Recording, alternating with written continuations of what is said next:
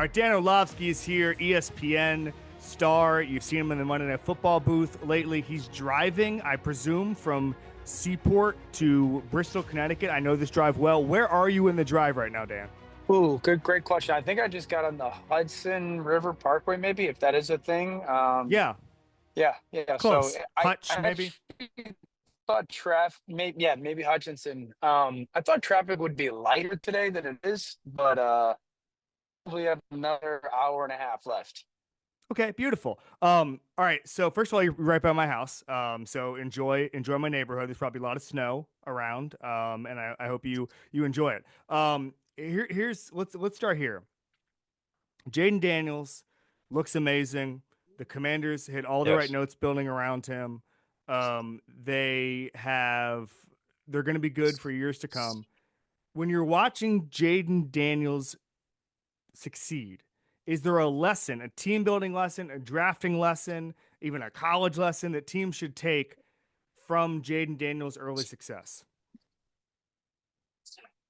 Yeah, I think the when it comes to the evaluation of stuff, Yeah. I do think that over the past couple of years, we've really seen some of the quarterbacks that played a ton of college football snaps really benefit from those Yep. snaps.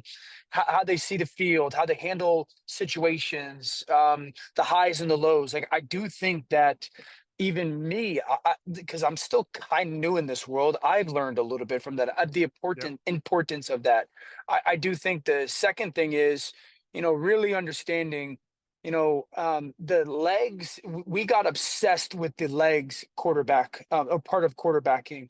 The legs are a luxury still. They're not a necessity anymore. It felt like maybe 4 years ago, it was like this necessity that you had to be able to run. I still believe it's a luxury that elevates you as a player. It doesn't create like the floor as a player because Jayden still is very so selective when he runs, and it definitely is a plus, but it's not what he's relying on. I think the way that guys like just the evaluation of how quickly does he see things? How quickly does he see things defensively? Again, that was such a calling card of his. And then the placement of the throw. Yeah. Again, when you watched him play in college, you saw that. And so I think just watching the player, those are some of the things that stand out in the things that actually transition to the NFL. That not things that might transition, but actually transition, especially in the conference that he played in. The building it around the player is interesting because I wouldn't say that Washington is the ideal place. Right. I do think that there was a little bit of because of Cliff Kingsbury coming over, I think that they have, and the no huddle offense has alleviated some of those flaws. This offensive line performs better than maybe it should, the Yeah. individual parts, because I think some of that no huddle, I think that's helped protection. I think that's helped some of their run game stuff. So I do think that even though it may not be the perfect place for rookie quarterbacks, if you get the right play caller in that matches some of the, that you would think can mask some of the deficiencies of what's around them, I think that's a good place. That's another learning tool as well. Yeah. From that, if you're the Bears now, trying to figure out how to save Caleb Williams and not repeat the same mistakes you've been making with quarterbacks for 2 decades, you do what? Give me the actionable stuff that on whatever it is, January 5th or whenever they start out their offseason program, they're going to do what, Dan? Yeah, I think number one, what's Caleb Williams' biggest issue? It was in college, it was in the NFL, is he just doesn't play that quickly with completions.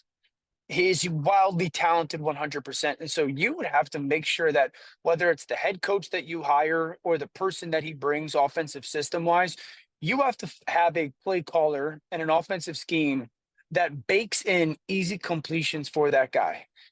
We see it with Andy Reid and Matt Nagy. Shoot, we see it with we don't see it a ton with Ben Johnson. That's the Yeah. interesting thing. Like Ooh. we don't. They are not like now they create easy completions with their scheme, but not Yeah. but that's because when I say easy completions, I'm talking, hey, we're calling this and throwing it. We're seeing it with Sean Payton and Bo Yeah. Nix. And so I think that you have to make sure that you get that built into his game early on in his second year. So he starts to get a little bit more comfortable and you ratchet that stuff up more. We've seen it with Cliff Kingsbury and Jayden more and more. I think that's got to be a paramount thing just to minimize what has been still a little bit of a growing pain flaw of his. And then you have to maximize the creativity of the playmaking. And Yeah.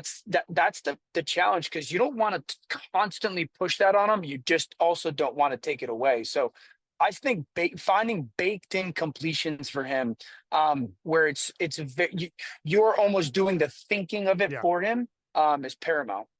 Is that, you mentioned the Ben Johnson thing? Is that the ideal? I mean, you mentioned that he doesn't have those kind of baked in completions, but would you still have him as your first choice if you're Kevin Warren, or would you go somewhere else because of the quarterback Caleb Williams is? I think I would very much so entertain others if I was Kevin Warren. My reason is this: if you just have watched the emergence of Ben Johnson as a play caller with Jared Goff, I can very clear you one of the reasons why it's worked so well, very clearly tell you, is Jared plays on time so well. Jared is a rhythm passer. It is 1, 2, 3, 4, 5 throw, 1, 2, 3, 4, 5, 6, 7 throw, ball fake, come out, hitch and throw. And so there's a rhythm into that play calling and pass game. That's not necessarily Caleb's strong point. It's not. And so now, can he get there? Of course, any player can get there, but you'd have to be very confident after you dive in and you spend time with him and all that, that you think he would be able to operate that system that, again, is built on listening to your feet and when they tell you to throw. That's why I would be a little bit more weary of, while that player is unbelievably talented and that coach is unbelievably creative, together, is that the perfect Yeah. marriage? And I don't know if I'm there yet. Wow. Okay, that's a good perspective that I hadn't thought about. I think that nowadays it's just like, oh, just get an offensive coach, everything will work out. No, there's other steps here, guys. There's other steps here. Right. Couple of quick hitters. Number one, what's it? I hate doing Christmas like questions and like, oh, what's your favorite Christmas movie or whatever. But you have a lot of food takes that have gone viral, that have been unpopular. Is there a Christmas food opinion that you have that would shock people, surprise people? What's your island that you kind of stake out on Christmas? Ooh. I don't know if there is one, because is there a dominant Christmas food? Is there a Christmas food that is a constant in most homes? I think it's very similar to Thanksgiving. I would say it's very similar. A lot of turkey, a lot of mashed potatoes. We do Yeah. beef Yes. tenderloin in our Yep. house. Yep. That is fair. We go to my mother-in-law's house in Philly and they do turkey, they do ham, they do roast beef. I really don't enjoy any of those when they make Yeah. it. Don't tell her. My wife's actually bringing a tray of baked ziti, so I'm probably going to smash that on Christmas Day. I don't think I have a big take on Christmas food, though. Okay, that's fair. That's fair. I appreciate the baked ziti instead of the Thanksgiving adjacent food. I think it should be a different holiday. We need to figure out Christmas specific food. Maybe people can. I know Italians have the seven fishes, which is important. A lot of people I know rave about that. I've only done it once, but yes, there are a lot of ways you can go with that, and I I would appreciate be pretty adamant about no on the eggnog. Some of these people who drink the eggnog and then they put like what am my mother-in-law last year had eggnog with maybe like mm, Jameson, or Whoa. gosh, what was the drink that you shot that would always be taken as a college kid? It was a cheap shot. I forget what it was. She put that in it. Eggnog is a no for me. What was a cheap shot? Like Jaeger bombs? No, it wasn't No. far off from Jaeger bomb. Nowadays, it's the Fireball. It was something like Fireball back in the day. Um, I'll think of it. I'll remind myself of it. But eggnog is a no for me as well. Too What is too thick. the Orlovsky go to drink? I don't know this answer. Yeah, so it depends on the season. I'm not a big drinker. Yeah, But I same. do enjoy. So summertime is like I love just a good lemonade and Tito's. Um, I'll have a little bit of a white wine. I don't love white wine. My wife does. Pinot, and then winter very much so cabs. Like I love There you cabs. go. Those are my real go-tos. Oh, I very much so have taken to espresso martinis. I never knew Oh those until about the no. last year. So I yes, yes, I can't I have started to I enjoy can't go those. there with you. I cannot do espresso martinis. You're on an island there. But whatever. Agree to Really? disagree. Yeah, I just don't no, I don't that they don't taste good to me. They're not good, but I appreciate that you're staking them out. Wow, I love them. Yeah. I'm surprised. I'm surprised you're an espresso martini guy. Maybe I shouldn't be. With some of the other food takes, maybe I Yeah, shouldn't be. All right, so yeah. I'm a let's child. get back to Does your wife ever look at you like what's the food thing where your wife looks at you and is like, "Come on, man."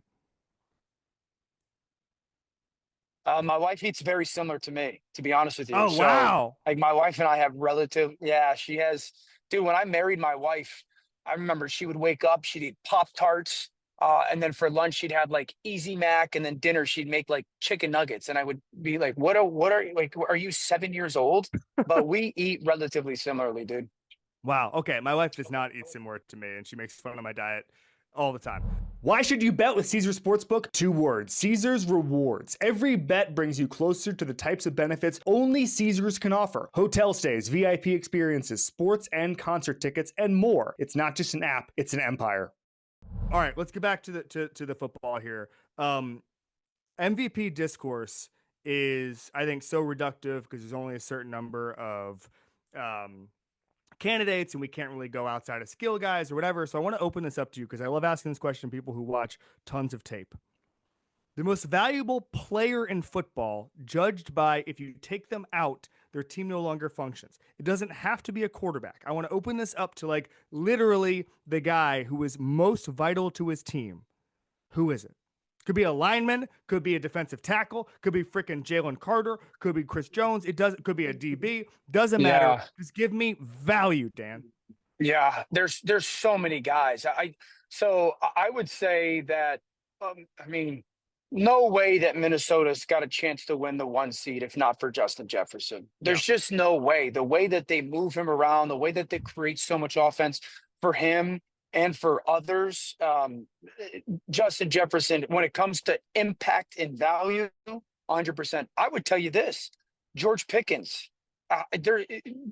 Pittsburgh's got a chance to, win the division in the final 2 weeks. If George Pickens doesn't play, this offense is nothing.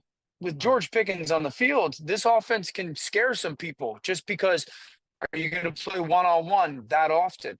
AJ Brown. AJ Brown is he so much of their offense runs through AJ Brown. Lane Johnson up there. I would tell you Jalen Carter as well on the defensive side, just because he's become a scheme changer. Every play you got to ask yourself, all right, hey, where is he? TJ Watt. There's no question. There's no question in regards to how impactful he is with them. Probably Penei Sewell. Yeah. Penei Sewell. Like Detroit in those situations is so constantly running behind him. There's so many guys in the league right now that just are such transformative players that so much of their offense or defense is built around where they are. Micah, where they Yeah. are, how much they help other people. That's fascinating. All right. So the Giants got the number 1 overall pick yesterday. We'll see if they beat the Colts next week. But for right now, they're the only 2-win team in the NFL. Fix the New York Giants for me. I think it starts with Cam Ward. I think it starts with about actually, just getting as many good players as possible. I'd clean house, but you know far more than me. Tell me if John Mara sits down with you and says, "Help me, please." What are you telling him? Yeah. I can't give you the quarterbacks just yet because I haven't started studying them, but I know Cam and Shador are going to be in the mix there. Dude, at the end of the day, you have completely lost sight of organizationally who you've been.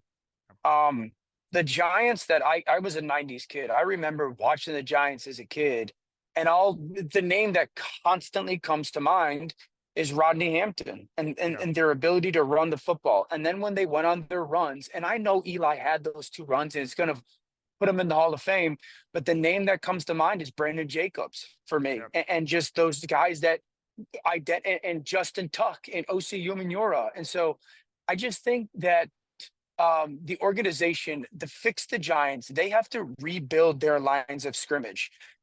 The Eagles within their own division are dominant in that, and they never lose sight of it. They might have a moment where they never lose sight of it. And I think the Giants have lost sight of what made them the Giants and what was their calling card when they actually were a good football team. And they would go on some of those runs, was they could control football games on both sides of the ball. And so it is very much like, yes, you got to get a quarterback. There's no doubt, but you have to rebuild your line. I remember David Deal and Snee, like those guys I remember. And that's when they were at their best. And they don't have those guys anymore. And so we can talk about all the pretty pieces. They matter. The Giants organizationally should be a line of scrimmage organization, and they haven't been. I completely agree. And the coaching lineage, it started with Parcells. Like it was, I think we overrate toughness because it's a lot of talking and not a lot of doing. That Giants organization did tough. They actually walked the walk with toughness because of Parcells and Belichick, and then all on down, and Tom Coughlin. Like they understood who they were. They had an identity. Totally. And they've gotten away from it. I completely agree with you. Niners quarterback situation. So I had Michael Silver on a couple weeks ago, and he said he thinks that Purdy's still on track for an extension. Whatever. That's just kind of how things go now. But I'm looking around. I'm seeing Aaron Rodgers potentially available as a bridge quarterback. Kirk Cousins, if he's healthier next season, maybe work him out or something as a bridge quarterback. If you're Kyle Shanahan, does your thinking change at all, knowing that maybe someone's available for 25 instead of 65 who can run the offense? Yeah. Kev, my gut still says no. Because I think while Brock did not have the year, and he did not play under pressure the way he has in the past, he didn't throw it the way he did in the past this year. There's no question. I think that there's such next steps to this. Let's live in your hypothetical world where there is no extension to Brock, and you're going to go get an Aaron or a Kirk at a fraction of the cost. We know that's a year rental, more than likely. So then what is the decision? Then are we trying to go find another one, or do we continue to kick the can down the street? I'd also say this. You really can't answer that question until you have a very clear plan for some of the other pieces. Right. What is CMC's health and his long-term future within the organization? Where does Debo sit? Where does Brandon Ayuk sit? So there's some pretty paramount pieces that have a little bit more of a question mark attached to them. Because if you're going to tell me, what, we're going to move on from CMC and Purdy, and Debo, and we might try to trade Brandon Ayuk. Well, then it goes, well, are we in new rebuild mode? And then I can sit here and have a conversation about the bridge because, signing your quarterback, then you're probably, 2 or 3 years away from getting the roster exactly where you want it to. So I think some of those other auxiliary pieces are just as primary conversation-wise as the Purdy one. Let's do some quick hitter fun stuff. We'll start here. Potentially explosive question. I know you don't want to offend anybody. If you were born in 2003 instead of when you were born, and you go to UConn, you're a star, would you have portaled? 100%. I tried to portal my freshman year. I tried to leave my freshman year. Yeah, because what happened? I got recruited. Yeah, my dad, thank God. My dad checked me. My dad was like, you told this is an honest to God story. Because I had offers from a bunch of big schools coming on, and I wanted to go to UConn, and we were terrible my freshman year. We were 2-9 or 2-10.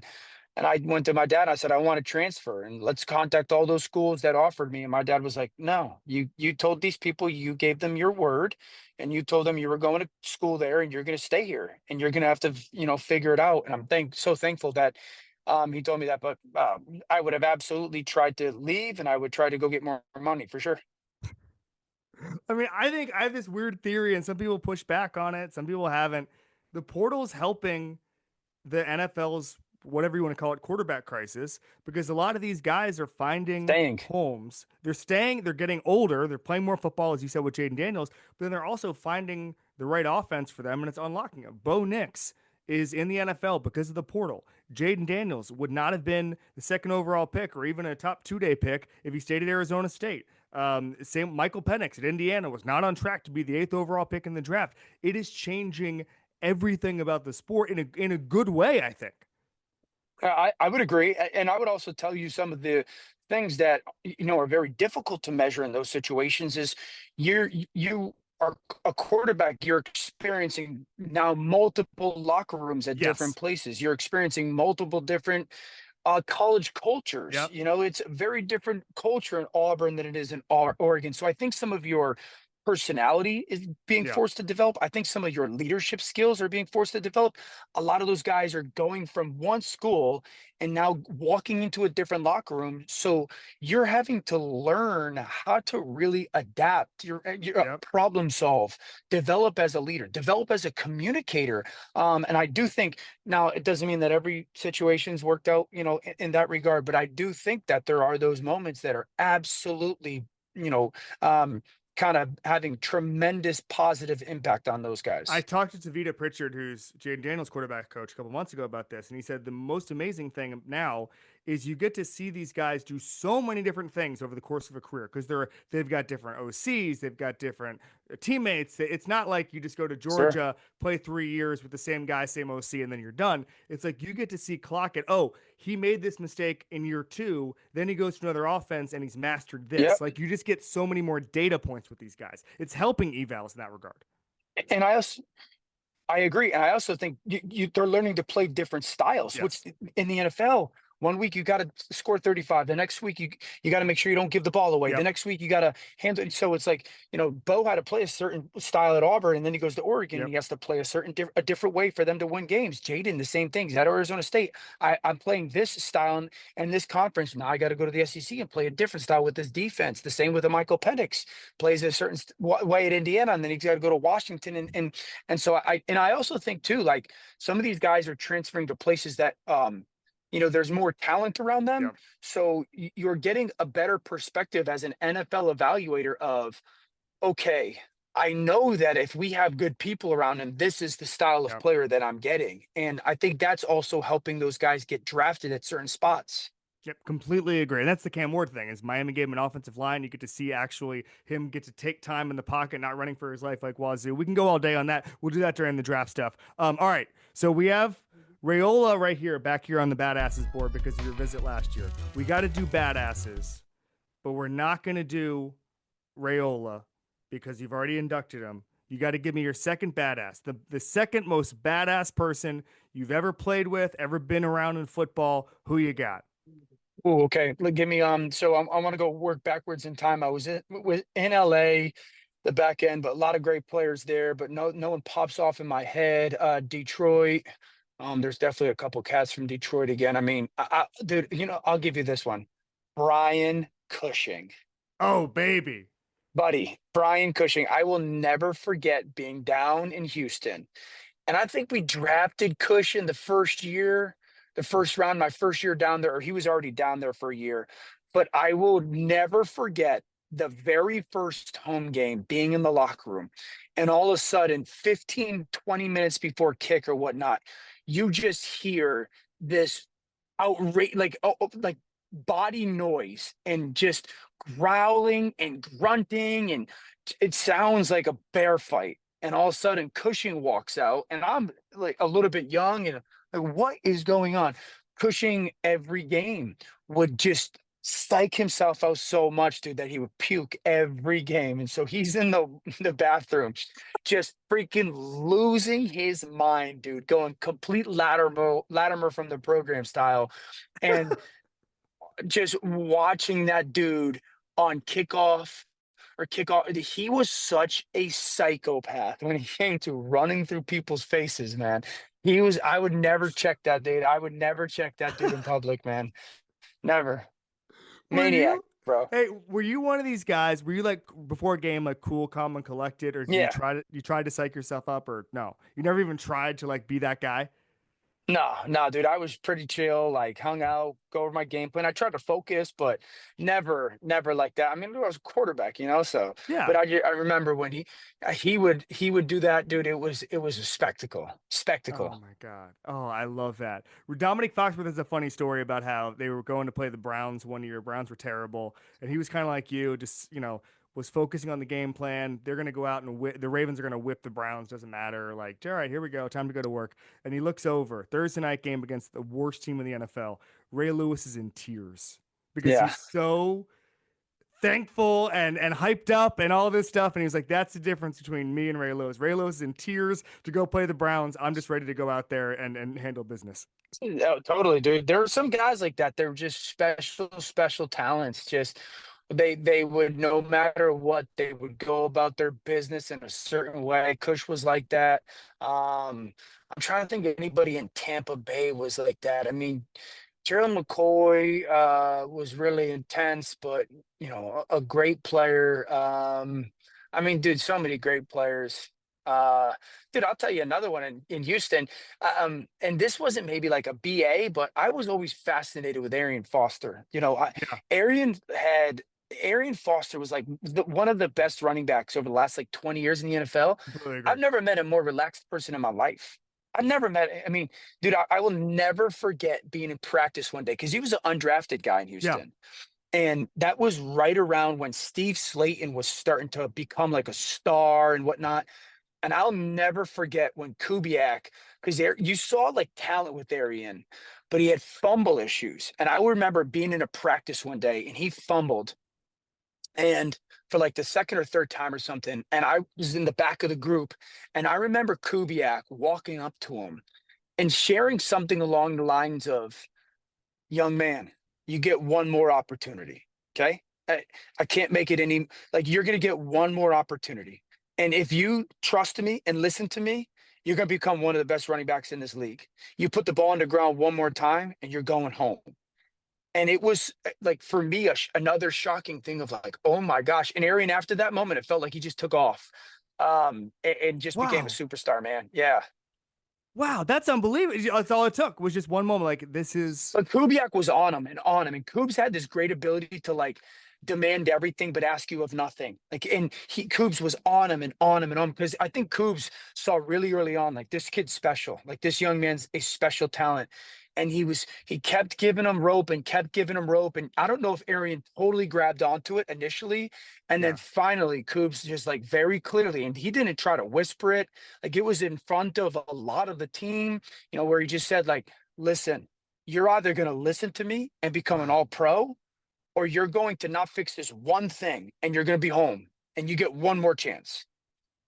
Wow. Sometimes that's all it takes. Sometimes Yeah. I know there's a Rich Gannon story where he used to throw a ton of interceptions, and then one of the coaches in Minnesota said, "If you keep throwing interceptions, you're not gonna be able to feed your family." And Gannon was like, Yeah.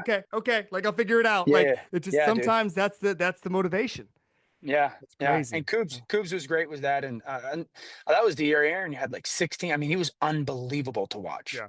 That's awesome. That's awesome. Dan Orlovsky, enjoy the rest of the drive. What do we do on the drive? Do we look at notes? Do we watch any TV? Do we Well, read stuff? no, usually this drive is made just grinding tape. Yeah, Um, Two things that are to my benefit now are, one, we don't have that much parity in the NFL this year. that's right. Usually the past 3 years, everybody's been essentially alive until like week 18. So you got to watch every single snap by Monday. That's not the case. No. And then two, we are in week 16. So, like there's less that I have to watch. So I got to watch the Rams tape from yesterday. Other than that, I've basically got everything done. So Love I that. just hang out. All right. Merry Christmas, Happy Holidays to the Orlovsky family. We'll see you soon, buddy. You too, bud.